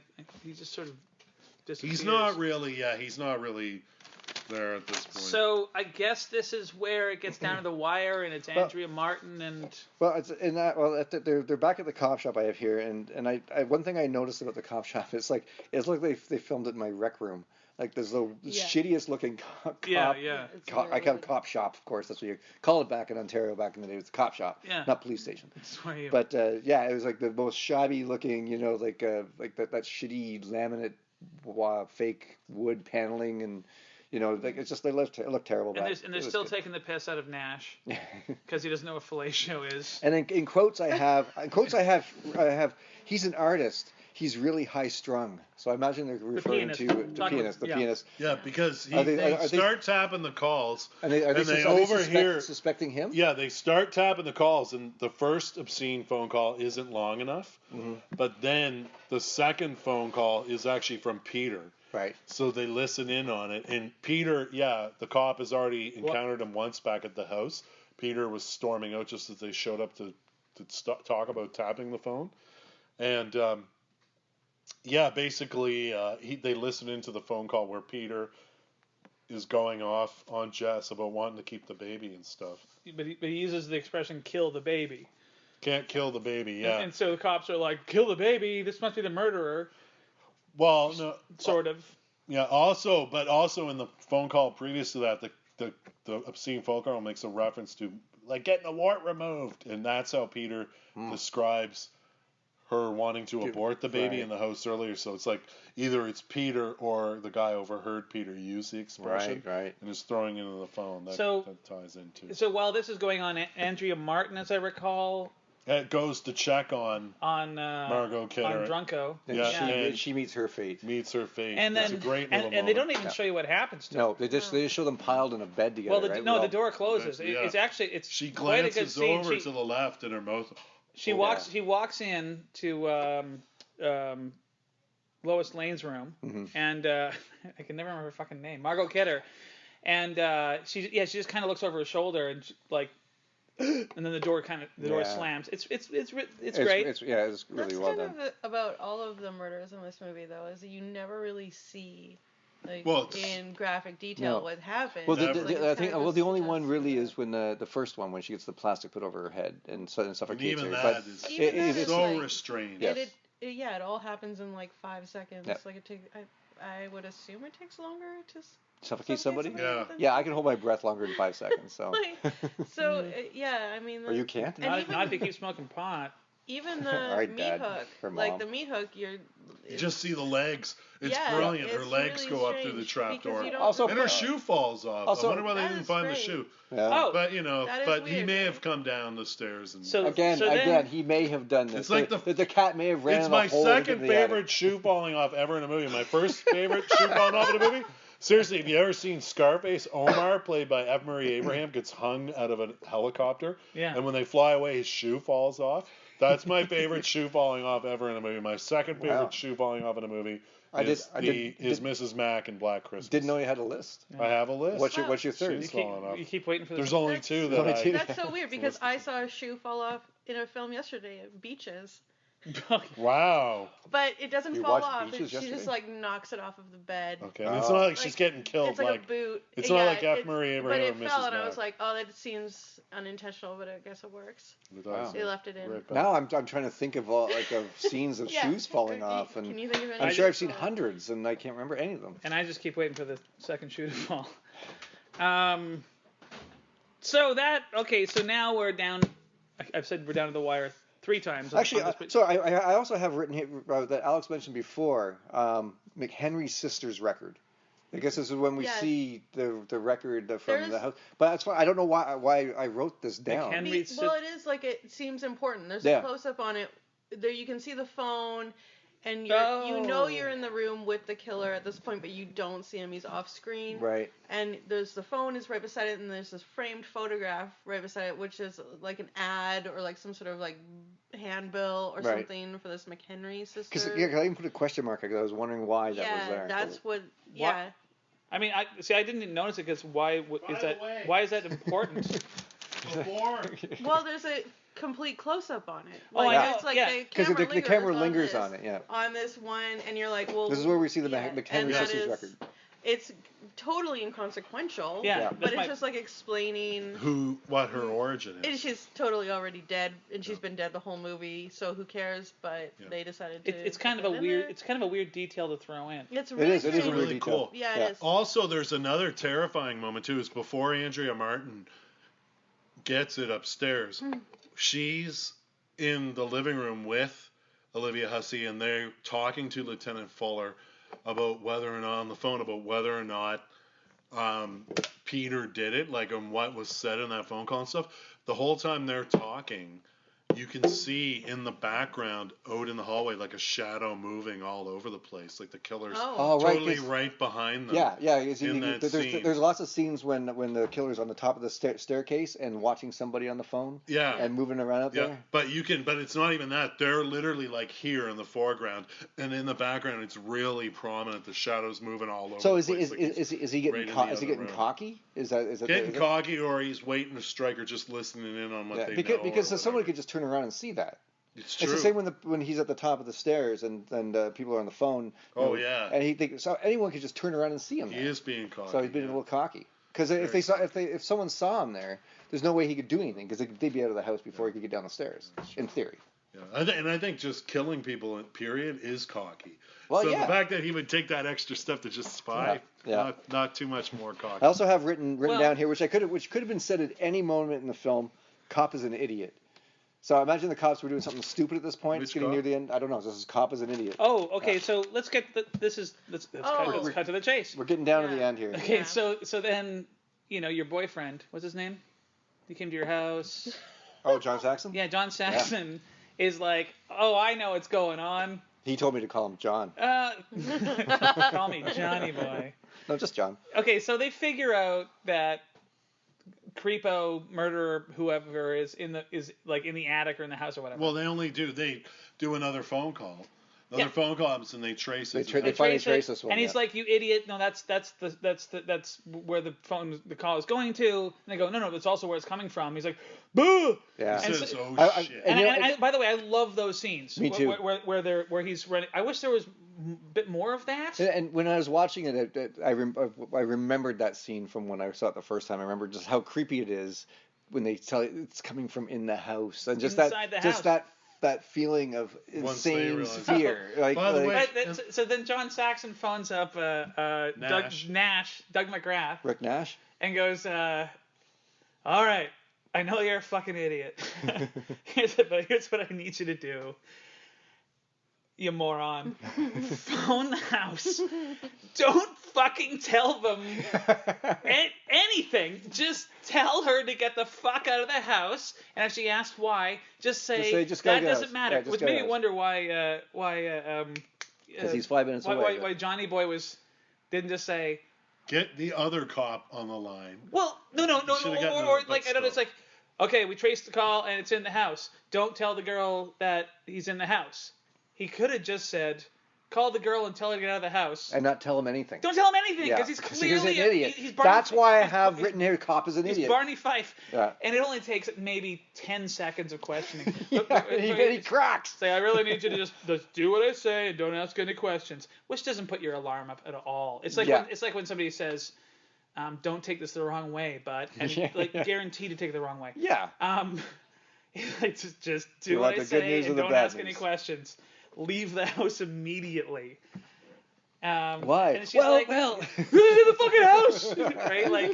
Like, yeah, this guy, he can't keep a secret for. No. You know what? There's never been a surprise party at that police station that went off. No, because I got Nash away. always, Because Nash is always like, we're planning a fucking surprise party. Don't tell Nash. Whatever you do, don't tell Nash. And she's a hero though. Are surprise parties like a cop thing? Like, do they do that? Well, no, it's just there's always somebody who spills the beans on the surprise party. Also, you know, You can't do a surprise party on because they'll just start shooting. in L.A., Atlanta. Well, you know, at this point in the movie, I'm wondering, you know, like why with the police came to the house. They've been in the house before. Why didn't they search the whole fucking house? Why don't they search anywhere? Yeah. Like. Well, they didn't think the phone calls were. Doesn't matter. Like about the missing girl. You mean? Search the whole house. Yeah. That's, you know what? That's what cops would do. But again, I always thought shoddy police work. Shoddy police work. Yeah. They spend indictment of of sloppy police. They spend more time. Not necessarily They Toronto, spend more time in the house. Bedford specifically. They spend more time in the house looking for the fucking cat than any of the people who are missing. And the cat's upstairs licking the corpse. Everybody. Not the cops. Now you're making it sound like you're making it sound like the cops were looking for the cat. They weren't. Mrs. Mack was looking for the cat. Mrs. Mack went looking for the cat. Was not expecting to see the cat Claire licking the corpse. Everyone goes looking for the cat, but when people go missing, no one goes looking for the people. Well, It's they like, went to where's the the cat? cops. Never Went go to the looking for a cops. cat. If you're in a movie or anywhere, never go looking for the cat. No, because or then you're no. doomed. If you're in the movie, keep the cat around your neck. Yes, that's a good place to keep that a cat. so when you go missing, they go looking for the cat. So now we get down to it. She knows. He's in the house. Amanda, take it away. Oh my gosh. Well, of course, she's not gonna leave her best friends upstairs. They're still up there. So she grabs a thing, doesn't she? A fireplace poker. Yeah. Fireplace poker and goes upstairs. Oh, opens the door, sees A pile of dead friends. a couple of dead friends, smashed unicorn, glass unicorn. I think she sees him. I think she sees the killer. I can't remember. She runs. She runs. No, she collapses and he's looking through the crack of the door. Because you never door's see the killer. ajar and he's looking through the Creepy hinges. eye. Yeah. Oh yeah, it's so gross. Oh, yeah, the creepy right, eye. Absolutely. Yeah, it was awesome. Yeah, she takes off. He grabs her by the hair. Right? Yeah. Ooh, Good move for a killer. Scary. Yeah, that's terrifying. I don't know why you girls That's why grow I have the long hair. that's why I have short hair. Yeah, I think I blacked out too because now I don't remember. That's why I What went happens bald. after when Doesn't she grabs her he hair? chase her and she has to go up into the attic? I No, think? she goes to the basement. She goes to the basement. What happened to the fireplace? Why didn't she poker? leave the house? I don't know. Oh, she keeps the fireplace Okay, poker. She has it She as couldn't well? get out. She's trying to get out of the door. Oh, he's grabbing. It's all locked, and he gets so close she starts to run. Right. He grabs her hair, and then she goes down to the basement Which and is locks kind of- it. And which she is- still has the fireplace Right. poker. This is a throwback to what you were saying earlier, Amanda, about that weird scene where the two guys show up Yes. because Andrea Martin and Olivia Hussey. Hussey De Havilland. kind of laugh at these two yokels. They're like, well, all right, miss, we're going to keep on looking for the murderer. Make sure you lock the door. And they're like, all right, whatever, you fucking moron. And they close the door. And then she goes, oh, wait a minute, this is the only door that's been locked all day. That's such a great moment. And so they go around. I assume they went around locking all the windows and doors. They lock all the doors. And what's really freaky about that moment is while they're locking themselves in the house with the guy. And to remind you of that, you see a shot with no explanation of Margot Kidder's door shutting. And that's what prompts Andrea Martin to go up and check on her. The door shuts. It's a wreath with like little liquor bottles because he's in the bedroom. I love that wreath, by the way. I want one. Yeah, we should have one. We should totally have a liquor bottle wreath. Yeah. Why don't we have that? So, but for that reason, because they locked the door, she can't get the fucking. She locks herself in the house. She locks herself. Well, it takes too long to unlock it, and the guy's coming. Yeah. So she runs down to the basement. Now, so now she's in the basement. The cops are on their way. And they seem to be taking their sweet fucking time. It's a small town. You think they'd be there in like seconds. Yeah. It's like 2 blocks away. Yeah. It's not small enough. Not small enough. But, maybe they're on foot. Hill Street Blues was on. They were waiting. Right. It was the last episode. Yeah, it was important. So she's down in the basement, and maybe she's been chased by the creepy murderer. She has been chased by. But doesn't she like escape through a window? She locks herself. No, she hides in the basement and she locks. That's right. The door, which is weird that the basement door would have a lock on the inside, but I don't give a shit. She locks herself in the basement. You have to wonder about that though. Well, there could be a lock on both sides of the door. You never know. Have you ever seen a door with a lock on both sides? Maybe in the old days they did. Old houses. A basement door that locks on the inside. Well, anyway, she locks herself in. That's a terrifying. Well, it may have been a basement suite briefly. It doesn't matter. She's locked herself in, and he's pounding the door, making all this freaky sounds. Mommy. No, that's on the phone. He doesn't say that to the door. Right, yeah. He's kicking the door. He can't get in, and then he seems to march away, and you hear a door close. And then Schroeder shows up at the window. Oh, Schroeder. What? Is it Schroeder or Schrader? Schroeder. It's totally Schroeder. He's blonde and he's a bad pianist. Yeah. But Schroeder never destroyed his piano in anger in Charlie Brown, did he? Well, Peanuts was a prequel to this is leading up to this. Silent Night, Evil Night. Black Peanuts. Or Black Penis. Charlie Black. Oh my God. Right. Yes, please. That is Black Peanuts. He's totally Schroeder. Anyways, he's tapping on the window and he's like, hey, Olivia, character played by Olivia, let me in. Jess, let me in. Jess? He's pounding on the window. You're so impatient with us, who've only seen the film once. And then it cuts back to the cops, and they're like, it turns out that someone's. I love it. I love it whenever they have a horror movie where you see the cop who's stationed outside of the fucking house, and he's got like a a screwdriver in his neck or whatever. Yeah. Is there any training with being a cop? Like maybe. No, because keep the window rolled up in the winter. The window's rolled down. He's like, why was the? Yeah, don't ask. Someone probably tapped on the window and asked for assistance. But then you would see he's going to plunge a screwdriver into your neck, and you prevent that from happening. And if you're on a like a stakeout or whatever, you keep an eye on people, you're probably like heightened awareness. And someone raps on your window, you're probably going to have your hand on your gun just in case. Yeah. And yeah. Well, he was too quick. Unless this movie takes place in Canada. He was too quick. If it's RCMP we're talking about, I'm not. I think we should stop dissing the cops, man. If it's like LAPD. Well, yeah, then they're just going to shoot you and then ask questions. The second you fucking bang on the window, but Anyway, so let's wrap this up here. Turns out the cop is fucking dead, and John runs up and he bangs on the door, and No, we're getting. Take us home here, Amanda. Peter breaks into the basement. He's broken into the basement. Right. This needs to happen because this is major. And he keeps on approaching. What's her name? Jess. Seemingly unaware that she's he almost seems like he's in some sort of psychotic trance. A fugue state coming at her, and one. she, she's backing up. It's crazy. It's like a really intense scene because there's a moment during the Margot Kidder murder scene where you see the killer, kind of, right? Kind of like a weird silhouette, again, and you the see eye. his, yeah, You see his kinda eyeball. Like and you he do does through his look door. like Peter. He does. Totally. So, I mean, I think at this point you're like, oh yeah, Peter. Could be him. He seems like he's a real. I mean. But you're basing this on one eyeball. No, not Yeah. one eyeball. There's a shot. all you need. There's a shot, like a full-on face shot. He is like, it's lit from behind, but you can still see his face. It's when he's got.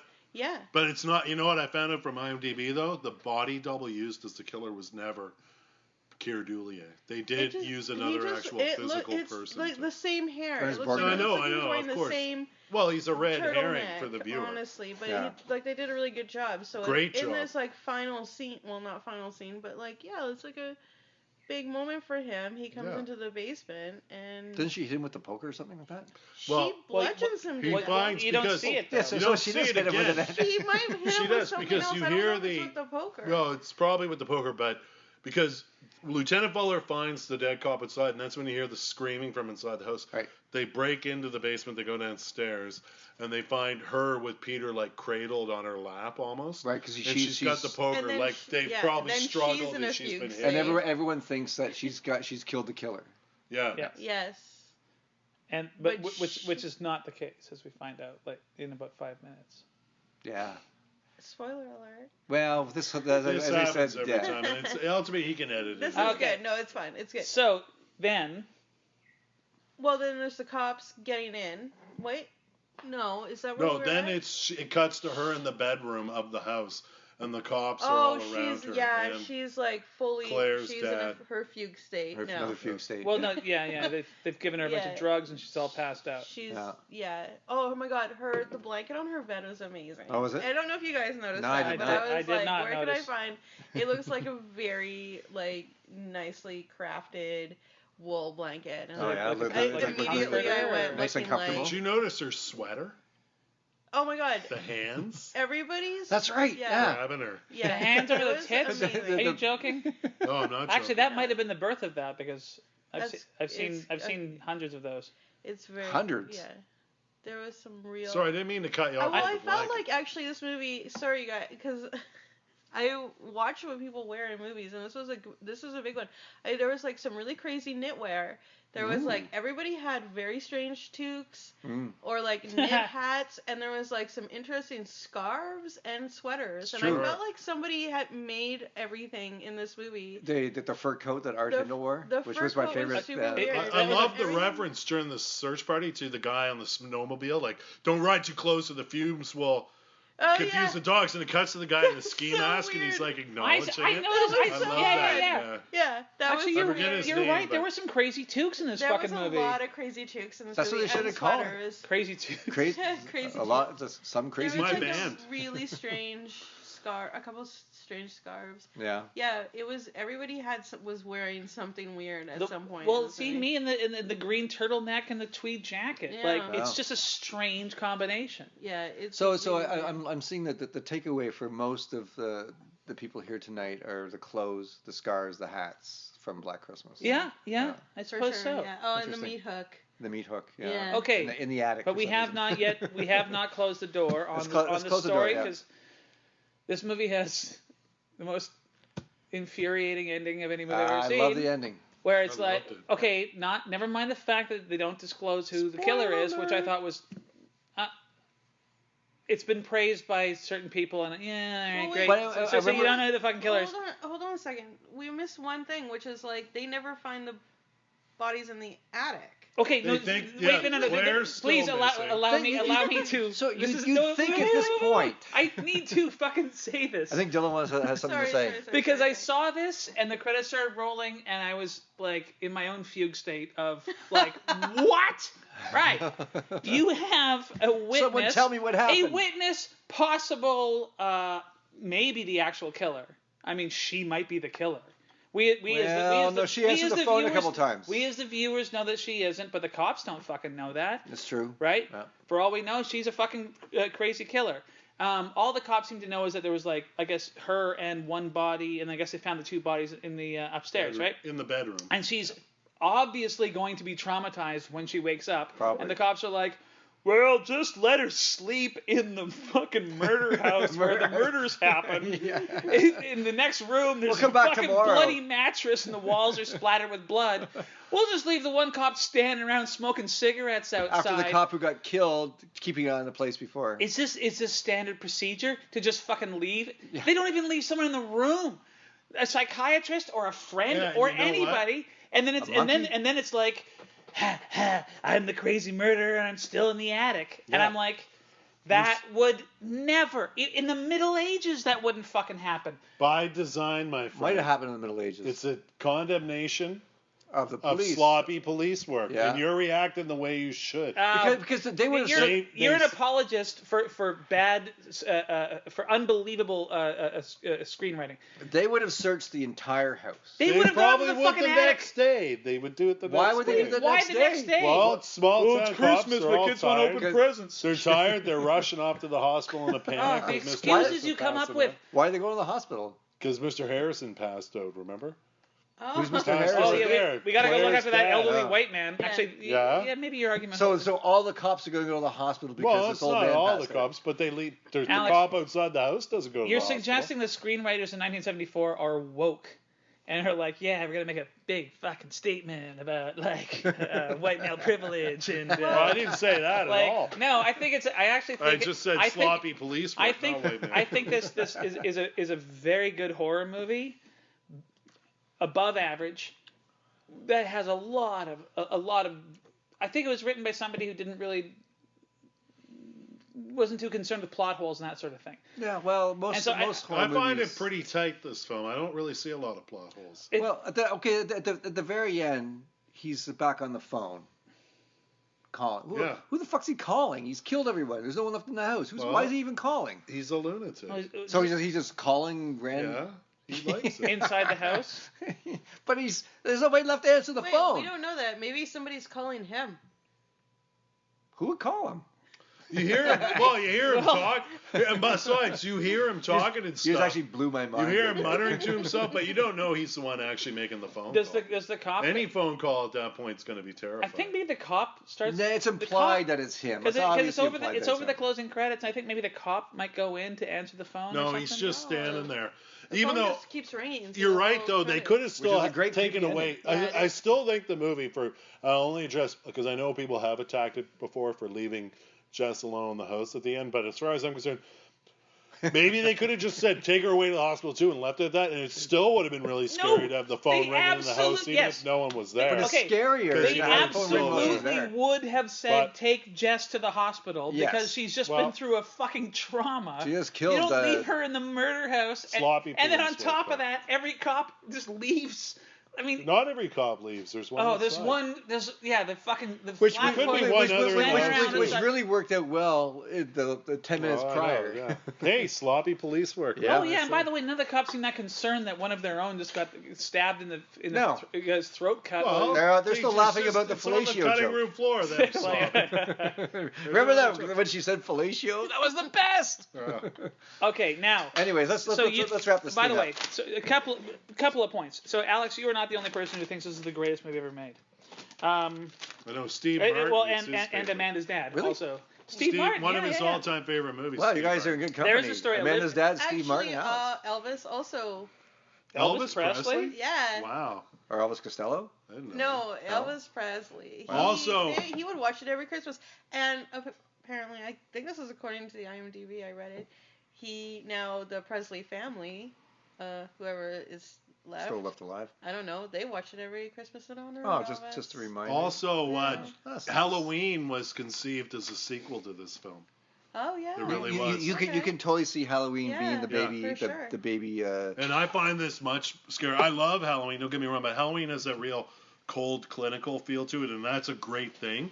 But I love the crazy camera work in this movie. And Yeah, no, I thought it was great. more down and dirty. Well, the point of view of the killer when he's walking around because it's distorted. To give it a insight into his distorted mind kind of thing. I thought it was great. Yeah. Also, and again, Billy, the costume references to Billy.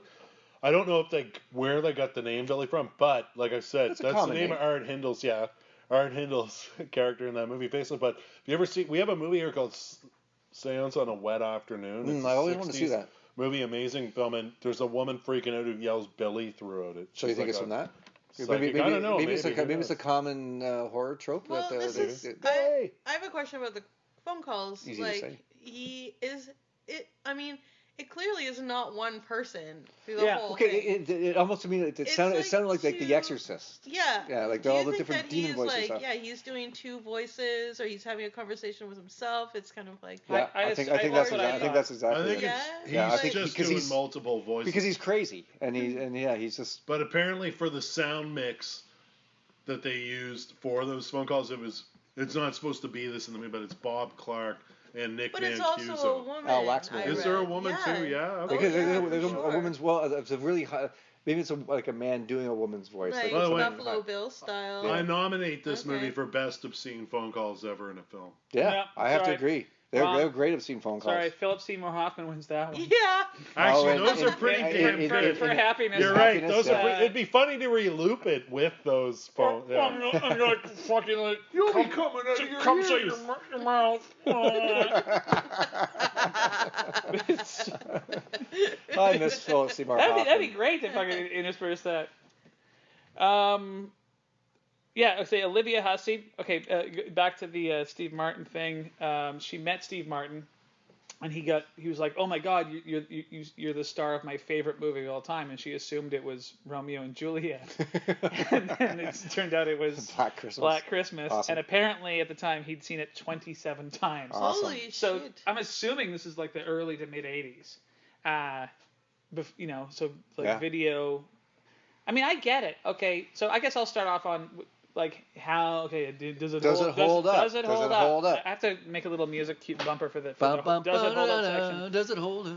I can't say whether or not it holds up because I never really saw it as a kid. I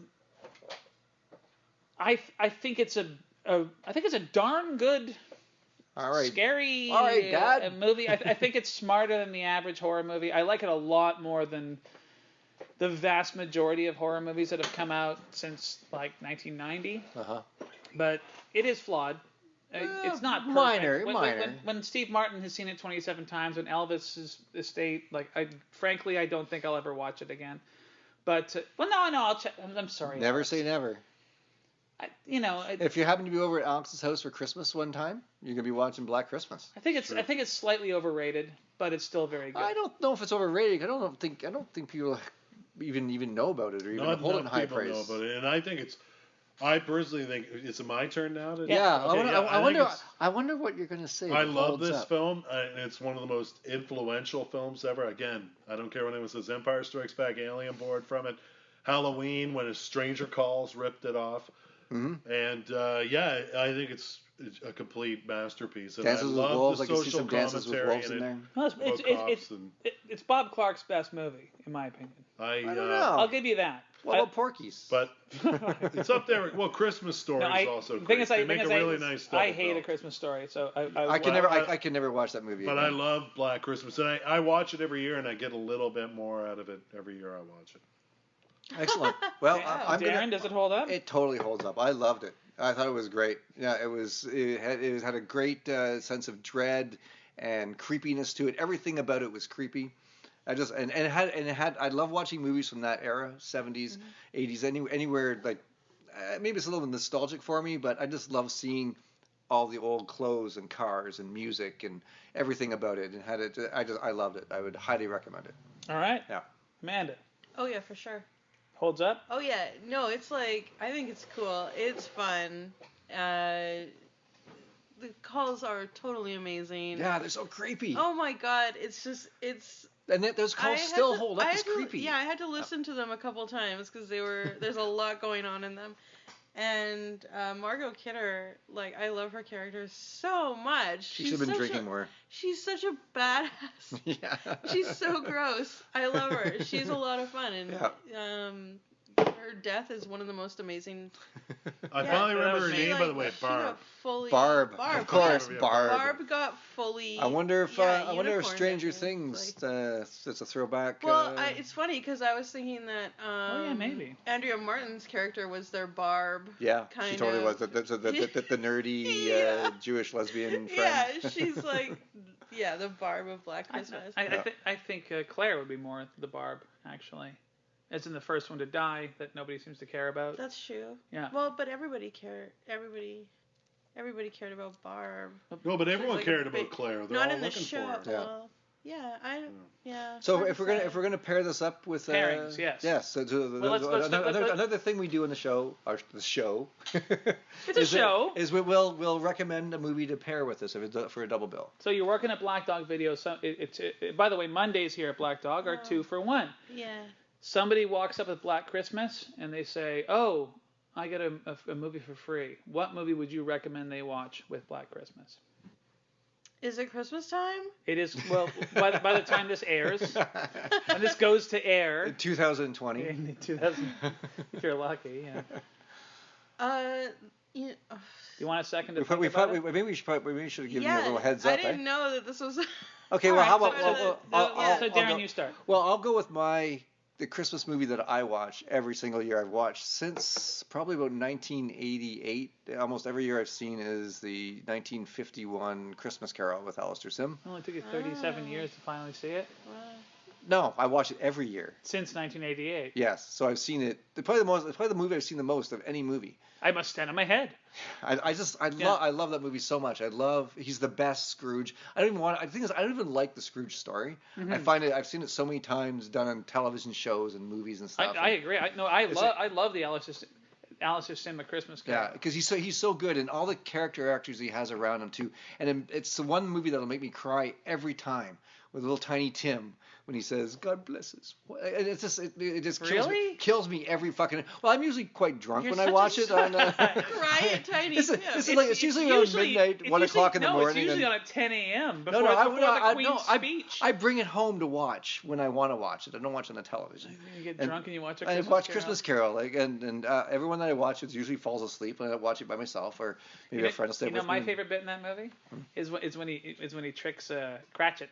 When he shows up for work and Cratchit comes in, he's like, "You are 10 minutes late, therefore I have no choice but to raise your salary." He can barely hold his joy in. Yep. Yeah. Can you forgive an old fool? Oh, there's so many great scenes. I'm getting choked up just thinking about it. It's so well written and it's so well acted, I'll probably watch it again this Christmas. Of course you will. It's my favorite. Yeah, Christmas is all about repetition. Yeah.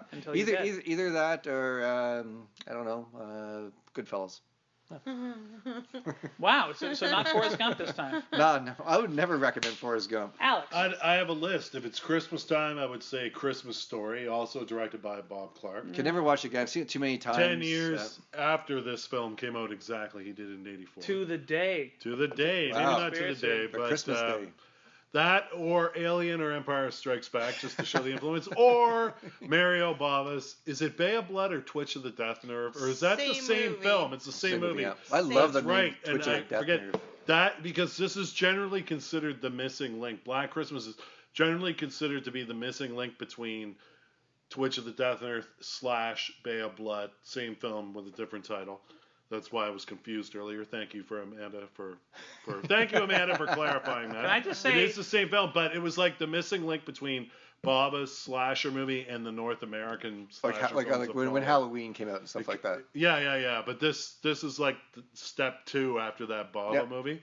So those are the kind of things I'd recommend off Christmas season, but Christmas season I'd totally go with Christmas. Story. Christmas Story. Yes. I just Bob Clark double feature. I just want to throw in here that not Porky's though. Which we did at the Rio before, actually, Christmas Story and Black Christmas. Did anybody know it was a Bob Clark double bill? We did stress that, yes. Yeah. This year, by the way, we're not showing Christmas Story, but we're showing Black Christmas with White Christmas. Oh, that's pretty good. And I joked that we should ask the local actor Mackenzie Gray to host, but I guess we're just going to show them without a host. So that's not bad. That was great, by the way. Show him maybe the Gray. Because when Alex was talking about that Bava film, he immediately threw across the desk to Amanda, and it was like because Amanda worked here for years and years and years. No, but it was like this weird, like I don't know.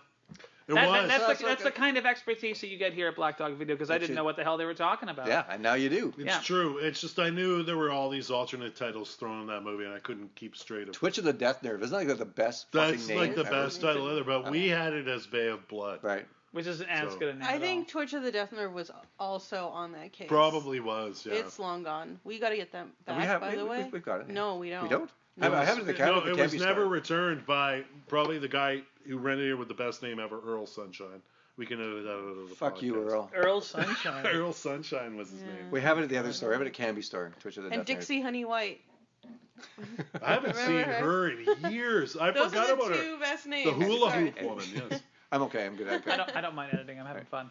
All right, so I would comes to were you, I to or- pair this up, well, my instinct is, if you were one of these people who's like super into real life serial killers and blah blah blah, this movie was supposed to air on American television for the first time 2 weeks after Ted Bundy broke into a sorority and murdered Florida. 2 I didn't women. know that. So if you're one of those macabre motherfuckers, I'll never understand the entertainment value in real life murder. I know some friends are into that. But if you can get a hold of The Deliberate Stranger, the Ted Bundy movie starring Mark Harmon? Harmon, not Actually, Wahlberg. there's also a really good. I don't know who the actor is, but it's just called Bundy. It's terrible. No, I liked it. I thought it was like intense and crazy and like really disturbing. It was exploitation at its worst. Or best. You shouldn't make movies about Also, anyways, and so don't forget, also the Seth MacFarlane take on it, Ted. That was horrifying. The killer bear. About the bear. The killer teddy Horrifying. bear. The Bundy legacy. That was a remake. Mark That was a Wahlberg. remake of Summer of Ted, right? Mark Wahlberg was the normal Ted law student, and the bear represented all the horror. Yeah. Anyways, but don't do that. Also, The Deliberate Stranger, as far as I know, is not available on DVD. Even though It is. Is it? Well, we don't have it. We probably shouldn't be advertising But movies we don't have. that's not a Christmas pick. If you, No, it's not. I'm gonna Wait, go. we had the Deliberate Stranger. No, when we bought that woman's collection, it was Where in did it, it but go? we didn't keep We it. didn't? Where did it go? We didn't keep it. What? Why? So you bought it You to watch probably it. I bet sold you it. $10. It's- It's at your house. It's not. I brought all It of slipped them. through the cracks. Ah. It's that- Okay, it's that so, why you- go home and check your collection. to save myself precious minutes of editing, I'm gonna go with if you. I guess it's an obvious choice. It's Christmas. It's horror. I'm going with Krampus. Oh, Krampus is cool. Supernatural, movie. fun, I like Krampus. Christmas horror movie. A new one. It came out last year, right? Yeah, I think it was last year, maybe the year before. I saw it at our sponsor, Bomber. Mm-hmm. They do Monday night movie nights, Yeah. and it was like Christmas, and it was all snowing and shitty, and I went down there, and I was like the only person in Snowing the bar and watching shitty. this thing. Well, it always sucks. when Krampus it's is totally snows. fun. Yeah, it's a good fun. It's a blast. It's a really fun. It's the same guy that made Trick or Treat, the That's great right. Halloween movie from about 5 years ago or so. Maybe Yeah. it was a little Not to be longer. mistaken with the 80s Trick or Treat. No, with That had Ozzy Skippy Osbourne. Hamlin. Well, Ozzy Osbourne Gene and Simmons. Gene Simmons are on the cover, but they have cameos. The real star is Skippy from Family Ties. Oh, that's right. Really? Yeah, Skippy is in it. He's not even on And the box. Mallory's boyfriend is in My Demon Lover. My Demon Lover. Holy Which I've shit, never you guys seen. are like autistic. I remember that movie though. Anyway, so that brings us to the end of our podcast. Scott Valentine. Yeah. Unless anybody else has anything. I think I don't know. We haven't got to Amanda's pick for to go with I'm double bill. sorry, Amanda. I forgot that we give you special guest pick. I've been trying to remember what this movie is. I'm thinking Sorority House Massacre. There you go. Oh my god. Do we have that? Yeah, do. we have We have a that. couple of them, don't we? We Yeah, had like I 4 think of there's them. like a few of them, and they're actually pretty amazing. So, Are they? Yeah, if you want to see more sorority sisters Getting massacred? Not necessarily for Christmas. You know, if you're Jewish, No. maybe you want to watch women I getting like- murdered in a I sorority. like horror movies. You know, The Exorcist was released on December 26th, I believe, or December 25th, back in 1973. It was released. Well, they wanted to get in before the Oscars. Yeah. And you had to have it before the end of the year, and so it was released as a Christmas movie. That's shit. amazing. I Yeah. didn't know that. Yeah, that's a great movie, but maybe that'd be a good double bill. So Sorority House Murders? Massacre. Massacre, sorry. Yeah, part 1. Part 1. But the sequels are trite. No, they're worth watching. Okay. But How many are there? I think that there might be. I think we might have 3. There might be 4. Awesome. Cool. Yeah, there's a lot, and they're all basically the same. thing, which is also just Sorority like, girls getting massacred yeah, in various Black ways. Christmas. Yeah. So, but Sorority House Massacre has something special about it that, Cool. yeah. I'll have to check it out because I know I've been really beginning into getting into 80s and 90s horror movies lately? Oh my God, we have to talk about Society. Well, Oh yeah, well we should do Society. we just got Society. Society's amazing. We might have Or to talk Spookies. about I really want But to watch before we Spookies. start talking about Oh that, my gosh, let's wrap this up. Let's wrap this up, and then we'll, when we're done recording, Did we'll Amanda pick the second? Oh, she did. Yes. So that is our podcast. We were recording as always at Black Dog Video in and the Vancouver. the dank cold bowels. Dank of, cold. It's not that bad actually. Well, it's It's chilly. kind of windy and shitty, but at least it's not snowing. Not yet. Here in Vancouver, British Columbia, Black Dog Video is Canada. located on Commercial Drive at Grant Street and also on Canby Street at 18th. Yep. We're the Look- last look- store in town. Look us Come up on by. online. Well, we're sort of. Then there's the weird porno one down by the highway. Yes, there is. I always forget about the weird porno one down by the highway. Is there anything else that we really need to? No. Thanks for listening. Yeah. Everyone have Thank you for spending the last 1 hour and 59 minutes with us. Well, Amanda Calhoun, thank you for joining us. Yes, Thank it's you. a pleasure. Please, your open invitation. Yeah. Any Sunday night you want, come down. We'll talk about anything. That's touching. Yeah. Let's Thank do you. it. Merry Christmas, everybody. Yes, Merry everyone have Christmas. a fine Christmas. Feliz Happy Navidad. holidays. Yeah, have a crazy Kwanzaa. Everybody be good to everybody. Good night. Oh, God, that was cheesy.